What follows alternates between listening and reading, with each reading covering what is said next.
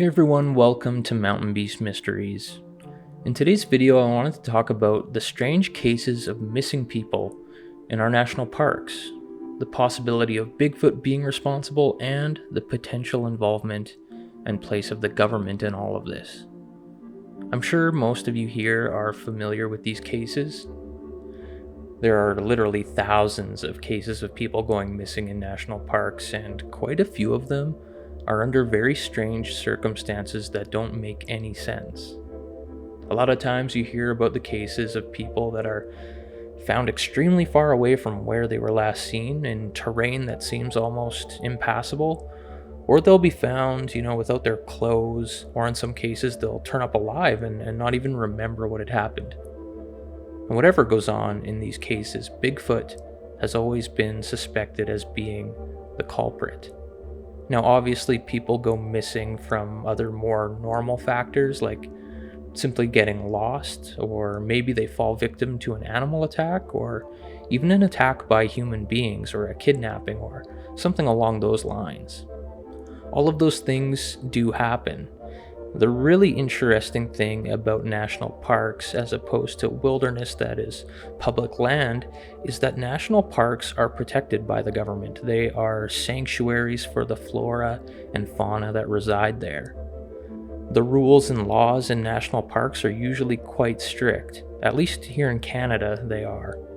I'm not sure how parks here compare to the parks in the States, but here you can't randomly camp in the backcountry of a park. You need to acquire permits that are usually area specific. You can't have campfires wherever you please. You're not allowed to carry firearms, and the list goes on. What I'm trying to say is that if Bigfoot or Sasquatch wanted a place to reside where it was safe and protected, more or less, a national park would be the perfect place. Not only is it a sanctuary for all the other wildlife, but it would be a sanctuary for the Bigfoot as well. There's no hunting in national parks. They don't have to worry about getting shot. And when you think about it, the people who visit national parks usually always stick to designated trails. They stick to well-known touristy areas. And this creates a very predictable environment for the Sasquatch. They know where all the hiking trails are. They know where all the campgrounds are, and so on. And they can structure their life of seclusion around that. And they can sort of rely on that to keep them much more safe than if, they were outside of a park. National parks are the perfect location for these creatures to live. The thing is, the government has total control over these parks. They can restrict areas whenever they want for whatever reason they make up. And biological studies, are conducted in parks. If the government was going to study Bigfoot, I think they would most likely conduct their studies inside of a national park. They have total control, and they could shut down an area. They could say it's maybe because they're doing a study on a certain type of lichen or whatever they want to make up, And in reality, they can go out and study Sasquatch. They can do this without anyone from the public knowing. If you're exploring off-trail in national parks here in Canada and you don't have a permit of some kind issued by the government, you're essentially limited to day treks, and in turn limited to how far you can explore. Our national parks here are vast. Jasper National Park, for example, is a massive park, and there are insane amounts of untouched, pristine wilderness that doesn't really ever see human activity. There are indeed plenty of areas that Bigfoot could choose to reside. Mind you, there are indeed Bigfoot reports that come from these parks, Bigfoot reports that come from Jasper National Park, missing people cases that come from Jasper National Park. And the story that Ken Walker, the taxidermist, told me about someone that went missing from a cabin in Jasper involves the forestry officers telling the rest of the people from that group to keep their mouths shut and never talk about it, which is very, very odd. Why would they say something like that unless something totally bizarre and out of the ordinary happened? Now, obviously, we get Bigfoot reports from all over the place on public land, areas that aren't really protected. People go missing in these areas too. However, when you think of a national park as kind of an undercover Sasquatch sanctuary, it kind of makes sense why all these mysterious disappearances happen in these parks. It also explains why in lots of these parks, especially in the States, they don't even keep public records of these disappearances. And that's completely bizarre to me. They must not want people to know what is actually out there. It's possible that, they're totally aware that Bigfoot exists. And I suppose it's possible that some sort of secret search could be being conducted out there in those parks.